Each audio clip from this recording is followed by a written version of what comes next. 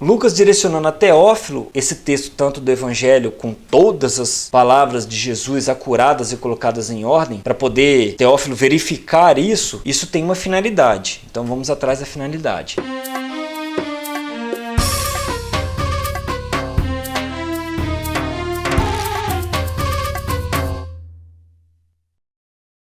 Um outro ponto de vista que muita gente não se depara, então passa desapercebido pelo início de Lucas e pelo início de Atos, é que Teófilo não foi nenhum dos discípulos e nem teve atos ministeriais descritos manuscritologicamente. Enfim, eu acho que até entre os pais da igreja também isso cabe uma pesquisa muito legal, mas até acredito que Teófilo tenha uma correlação com o imaginário da tida igreja do primeiro século, e aí culminou no imaginário coletivo dos pais da igreja no primeiro, segundo, terceiro século, até a formação da igreja oficial romana, e aí a gente vai ver isso também. E aí então, não tendo uma definição clara de quem seria Teófilo, por ele não ter tido atos ministeriais nenhum, é muito plausível fazer uma segunda pergunta. Seria então Teófilo um termo genérico para designar os futuros leitores da Bíblia, ou ele seria uma pessoa de fato? Vamos dar uma olhadinha nisso daí também. Se a gente vê em grego, Teófilos, ou então Teóprilos, pode ser o nome de um homem, ou pode ser a tradução de amigo de Deus, com uma diferença clara no texto de Lucas, em que o teta está em maiúsculo, quando direcionado a Teóprilos. E aí nós temos no grego clássico, com teta minúsculo, uma designação de amigo de Theos, que seria Theos, Deus, né? Como a gente conhece aqui. Então ainda temos uma dúvida, mas Lucas nos sugeriu um teta maiúsculo, ao invés de um teta minúsculo. E aí como é que a gente tiraria essa dúvida? Lucas responde. E responde rápido, logo no versículo 3 de Lucas ainda, nem de Atos não. Ele responde em Lucas 1,3. A mim pareceu conveniente, após a acurada investigação de tudo desde o princípio, escrever-se de modo ordenado, ilustre, Teófilo. Por que Lucas escreveria para um rapaz que não teve atos ministeriais, não teve um desenvolvimento no processo de construção do que seria a igreja desenvolvida por Paulo e seus discípulos, numa suposta revelação de Jesus, que é o que a gente vem denunciando já desde o início da série de Paulo, mas nós vamos chegar exatamente nesse ponto mais futuramente. Lucas escreve para um ilustre homem, pelo menos é o que ele admite que Teófilo seja, né? E aí eu fui no grego, e muitos estudiosos também foram no grego. E o que nós encontramos lá? Ilustre seria a palavra kratistos, que significa o mais forte, e aí eu coloquei forte, vigoroso e poderoso junto, porque é o mais. Então é o mais forte, o mais vigoroso, o mais poderoso. E aí, dentre essas possibilidades de poder e vigor, nós temos uma segunda possibilidade, que é a tradução das palavras o mais nobre, o mais excelente e o mais ilustre, que seriam adjetivos que tangem a governantes, a pessoas que têm poder perante uma classe democrática, né? Demo de povo, né? Muita gente confunde demo com outra coisa, mas que vem da classe do poder, da nobreza, da excelência, da força de alguém perante a população, perante o demos, perante o povo. Então é um adjetivo, essa palavra kratistos. E aí, esse mesmo adjetivo, numa pesquisa simples, ele é utilizado em Lucas 1,3, nós vimos isso, indiretamente em Atos 1,1, porque seria uma segunda escrita especificamente a um homem, né? E esse homem já em Lucas 3 era descrito como o mais forte, o mais vigoroso, o mais excelente, o mais nobre e o mais ilustre. Em Atos 1,1 ele recebeu uma segunda carta, então acho que Lucas não tiraria esse posto dele. Então em Atos 1,1 temos isso de forma indireta, por isso que eu botei o asterisco. Lucas atribuindo kratistos a Teófilo.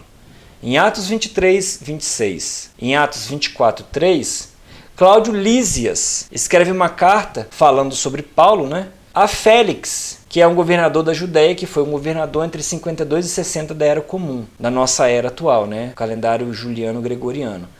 E aí, Cláudio Lísias usa esse adjetivo aqui para se referir a Félix, e Paulo, na medida em que Festo sucede Félix, aqui de 60 a 62, Paulo usa esse adjetivo a Festo. Isso está lá em Atos 26 e 25. Acho que na segunda ou terceira audiência de Paulo, acho que na terceira audiência de Paulo. E aí, Lucas, tido como um grande historiador, é muito possível que ele tenha uma finalidade para ter escrito isso, que é por todo o cristianismo colocado como uma principal hipótese ministerial. Eu questiono essa hipótese ministerial, mas eu vou tentar escrever aqui a forma como eu entendo essa hipótese ministerial para vocês. Eu nunca vi nenhuma literatura sobre isso, mas certamente os livros de teologia sistemática que fazem comentários sobre Teófilo, a relação de Lucas com Teófilo, eles têm que ter desenvolvido alguma hipótese para isso.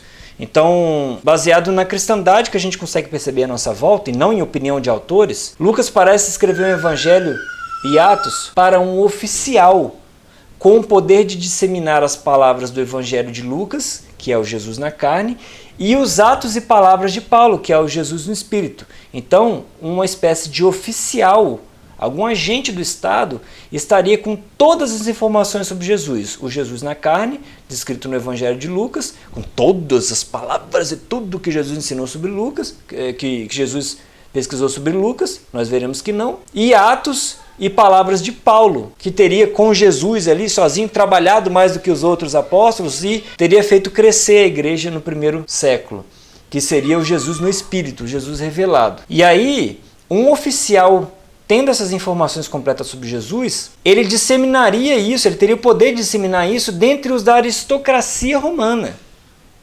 E aí sim, essa hipótese aqui é relatada por alguns estudiosos. Entretanto, por que fazer isso ainda é um motivo de discussão grande.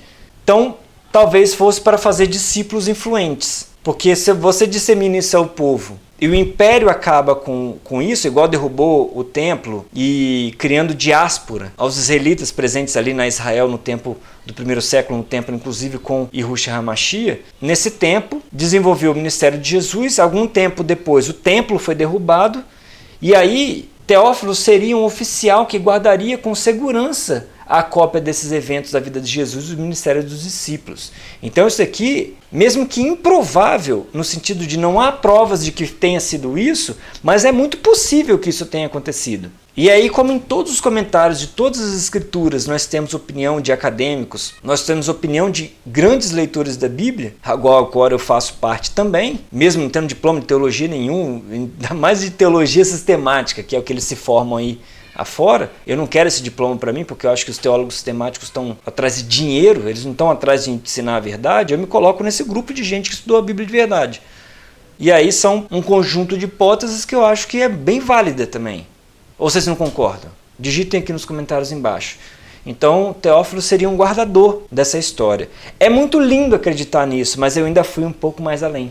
Ou seja, se isso ainda já é uma especulação aí dos teólogos, dos estudiosos da Bíblia, eu coloquei essa especulação na tela, eu vou mais além em cima disso, porque eu acho que eu tenho lido a Bíblia um pouquinho melhor do que muita gente aí. Vamos lá então. E além, eu ia esquecendo, eu até coloquei num slide à parte. Esta guarda dos escritos de Lucas, tanto da vida de Jesus quanto do ministério dos discípulos após a morte de Yahushua HaMashiach, de Jesus, culminou numa posição oficial da Igreja Romana, que dali veio o protestantismo e outras subvertentes cristãs. Eu não sou cristão. E por estar esse manuscrito dentre os da aristocracia romana, ali também Judeia, sendo uma guarda dos manuscritos, dos escritos de Lucas perante oficiais, tanto da Judéia quanto do Império Romano no geral, isso certamente foi difundidíssimo dentro os da aristocracia, dentro dos magnânimes ali de Roma e da Judéia, e aí muitos manuscritos foram feitos, guardados em bibliotecas, né? Nós temos só nesse daqui 4 enormes manuscritos feitos no Novo Testamento, né? Que geralmente eu mostro aqui, pessoal, mas quem é novo no canal ainda não viu. Então, esses manuscritos são o Alexandrino, o Sinaítico, o Vaticanos e o manuscrito D, que é o manuscrito washingtonitense de Washington, que está lá em Washington agora, que é o manuscrito mais mexido de todos, mas ainda assim é um manuscrito grande. Tem o manuscrito Aleph também. São 5, né? Seriam 5 manuscritos gregos gigantes com esses escritos de Mateus, Marcos, Lucas, João e os de Paulo todos também. Além das 2 epístolas de Pedro e da de Judas. Então, ter estado na mão de um oficial chegou 4 séculos depois, 3, 4 séculos depois, na posição final da Igreja Católica Apostólica Romana. E detalhe, é apostólica, tá, gente? Não é igreja jesuíta, é apostólica. Então, beleza. Eu não sou um fiel apostólico. Eu sou um israelita. Então, quem quer ser apostólico? E o pior, catos ainda, né? De católico romano, aí é com vocês. Então, abrindo ainda um leque de pesquisa sobre a possibilidade de Teófilo ser um oficial ou sermos nós amigos de Deus, né? Discípulos de Jesus e amigos de Deus, leitores futuros da Bíblia, numa possibilidade de Lucas estar escrevendo isso pra gente, nós temos as seguintes opiniões que eu tenho acesso aqui. Eu fiz a compilação de 3 opiniões distintas. A do maior comentarista que nós temos aqui no Brasil, disparado, que é o Russell Norman Champlin, nosso saudoso irmão, que eu tenho uma relação de amor e ódio com ele. Eu estou brincando, a família do Champlin, também estou brincando, o Champlin é um excelente comentarista. São excelentes comentários que o Champlin faz, mas eu acho que ele não revisou algumas coisas. Tem coisas ali muito fracas, que parecia que o Champlin, parecem palavras do Champlin, mas parece que o Champlin estava desligado no modo Champlin dele. Bom, porque o Champlin é muito bom comentarista, mas tem hora que ele erra feio e ele erra em coisas gigantes, né? Tem hora assim que parece que o negócio está na frente dele ali, em grego, em hebraico, na língua que for, e ele já estudou os pais da igreja, já estudou filosofia também grega, e ele não percebe coisa que eu, que comecei ontem, percebi. Eu não posso dizer que eu não tenho experiência com os escritos bíblicos, porque eu pude presenciar nas línguas originais, né? Eu tenho aqui os Gesínios e a gramática do Page Kelly. Essa gramática aqui é bem legal também, para quem está no nível 2 de hebraico aí, é muito boa essa gramática dos Gesínios. Tem a gramática em aramaico também, né? Que é uma língua ali utilizada pelos hebreus, israelitas e judeus de forma geral. Aí tem um dicionário também disso tudo, tem até o de hebraico moderno também, um dicionáriozinho rápido assim, e tem materiais sobre grego, tem materiais sobre português, e tem, enfim, alguns escritos da tradição judaica, isso para os novos do canal, e aqui das tradições judaico-cristãs. E aí, desse conjunto de informações eu separei o do Champlin, que diz, aqui nas páginas 2, 6, 10, 20 e 21 do Novo Testamento Interpretado, volume 3, da primeira edição da editora Agnus, numa compilação, ele diz que Teófilo é uma pessoa real, beleza. Nós somos reais também, nós amigos de Deus, mas ele detalha aqui, ele fala, ó, sem intenção simbólica, né? Por que ele fala isso? Ele explica. Define Teófilo como supostamente um nobre romano de ofício elevado por causa do termo excelentíssimo, e aí o Champlin traduziu como excelentíssimo, mas temos variantes, ó, excelência, excelente, né? Eu traduzi como que é, o mais forte, o mais vigoroso, o mais nobre já seria uma segunda, né, possibilidade, o mais ilustre, enfim, mas é o mais forte, o mais vigoroso. Então Teófilo ele tinha alguma... Talvez ele fosse um centurião, né? Alguma coisa parecida com um chefe de 100. Eu sei que Cláudio Lísias era um chefe de 1000. Então, talvez o Teófilo seja alguma espécie de oficial ali. Então, esse adjetivo, como usado perante Félix, de Cláudio Lísias para Félix e depois de Paulo a Festo, foi o mesmo adjetivo que Lucas usou a um suposto nobre romano de cargo elevado.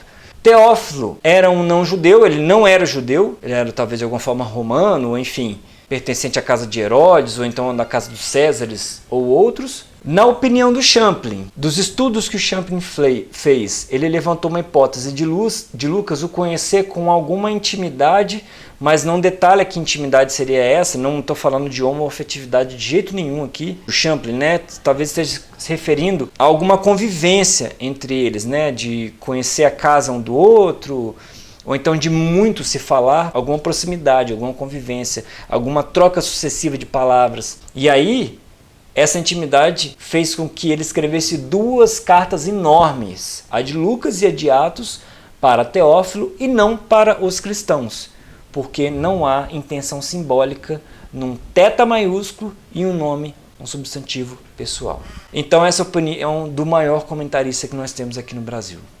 Uma opinião do judaísmo messiânico, agora. David Stern vai falar. E aí eu parafraseei totalmente, porque ele está só na página 127, então fica mais fácil de parafrasear. Ele diz, excelência, citado por Lucas, provavelmente é uma referência a uma pessoa, uma tratativa, né, a uma pessoa pertencente à alta classe grega. Lembrando que nós não estávamos mais no Império Grego, mas no Império Romano. Tudo bem, David Stern é um excelente comentarista, mas eu tenho muitas ressalvas com o judaísmo messiânico.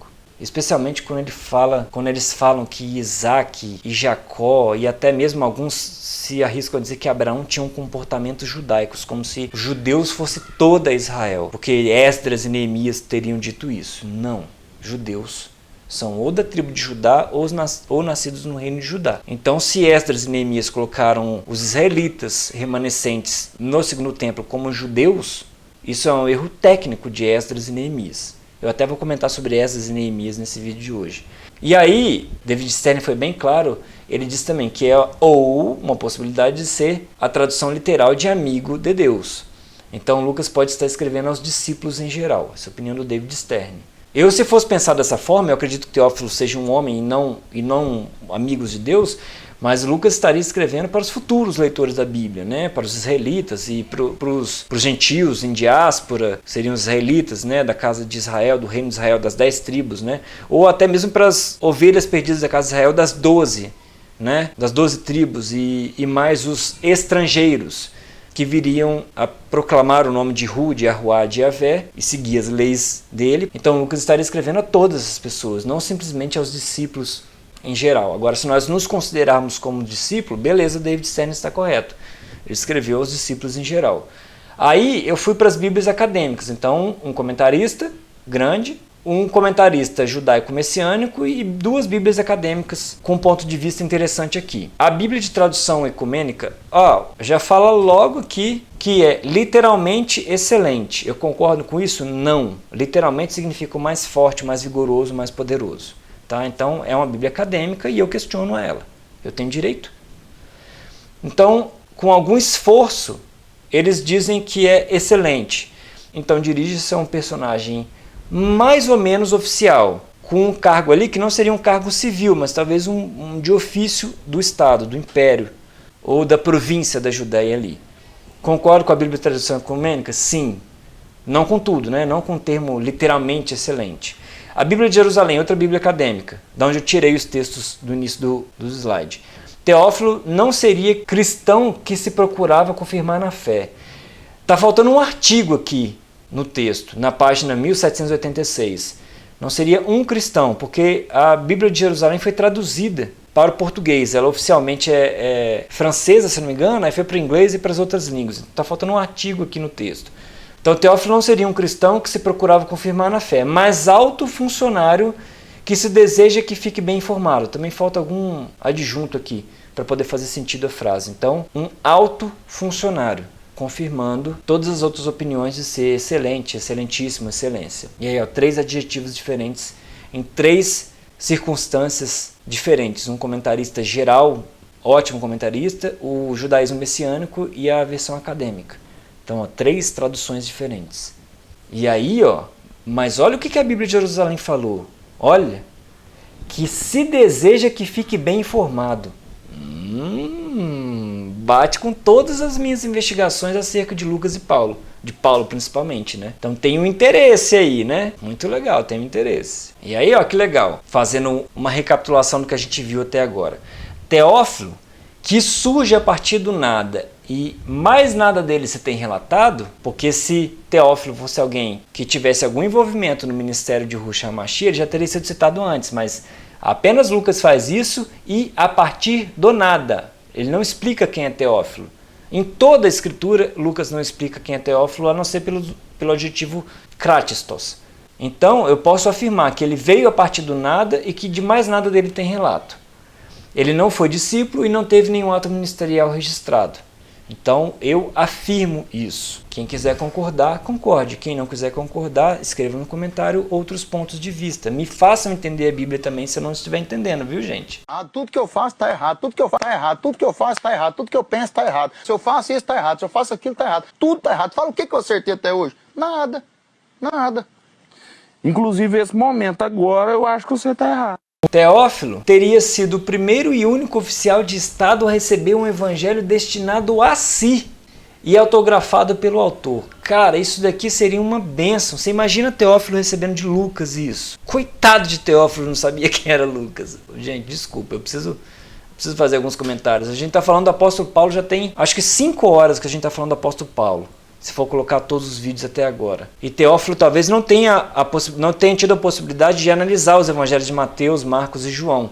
Então, Teófilo recebeu só as palavras de Lucas, acurada, em ordem, e todas as coisas que Jesus ensinou e fez. Não. Gente, É de rir um negócio desse. Para quem já está acompanhando a série, vai rir junto comigo agora também.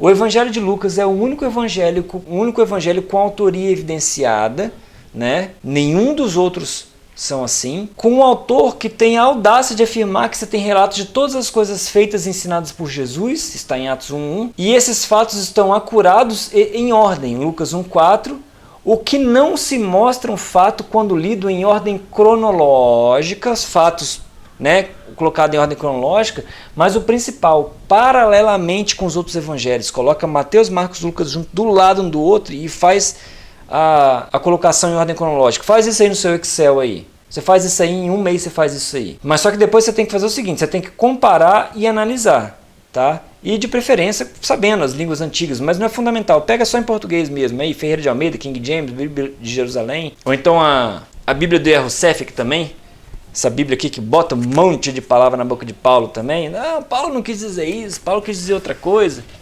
Que é a irmã dessa Bíblia aqui que está do lado dele aqui, ó. A Bíblia do nosso amigo judeu messiânico David Stern também, são duas Bíblias que amam colocar palavras na boca de Paulo. Paulo não falou isso, Paulo não falou aquilo. Então vocês têm que pegar, colocar no Excel os 4 evangelhos, comparar e analisar. E vocês param de comprar a Bíblia dos outros. Né? Para de comprar a Bíblia Adventista, para de pedir Bíblia para a Santa Gráfica do Testemunho de Jeová. Faz você a sua Bíblia, faz você a sua tradução e faz isso para sua família. Só que mantenha outras testemunhas, porque os seus filhos podem vir te perguntar depois, papai, de onde você tirou isso? E você não vai ter resposta nenhuma, entendeu? Então façam isso para a família de vocês, assumam isso. Eu tenho 1 ano que eu estou falando isso. Assumam essa responsabilidade para a família de vocês. E se você colocar os 4 evangelhos paralelos no Excel e comparar e analisar, você vai chegar a muitas conclusões que vão abrir seus olhos. Eu só fiz isso antes de vocês. Tá? E eu tenho certeza que muito pastor fez também e não tá revelando o segredo, né? Mas eu revelo. E é o seguinte, ó, tanto Atos quanto o Evangelho de Lucas, ambos atribuídos a Lucas, porque o próprio Lucas se auto-identifica no início do livro, contém claras contradições entre si.